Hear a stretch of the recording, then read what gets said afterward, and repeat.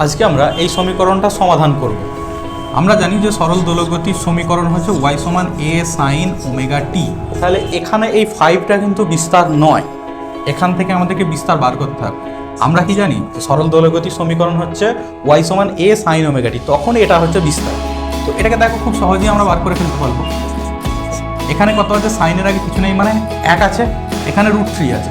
তাহলে আমরা একটা জিনিস করবো যে √1 স্কোয়ার প্লাস √3 স্কোয়ার গুণ করবো, বললে তাহলে আমরা কি পাচ্ছি 1 square plus √3 square sine omega t plus √3 by √1 square plus √3 square cos omega t. এটা তাহলে কি হচ্ছে, 1 স্কোয়ার মানে 1, √3 স্কোয়ার মানে 3, 1 আর 3 4, রুট হচ্ছে 2, তাহলে 5 গুণ 2, এখানে কত হবে 1 2 সাইন ওমেগা টি প্লাস √3/2 কস ওমেগা টি। তাহলে এটা কত লিখতে পারি 10, 1 2 মানে কত, আমরা লিখতে পারি যে সাইন ওমেগা টি 1 2 মানে cos π/3 plus cos omega t into sine π/3।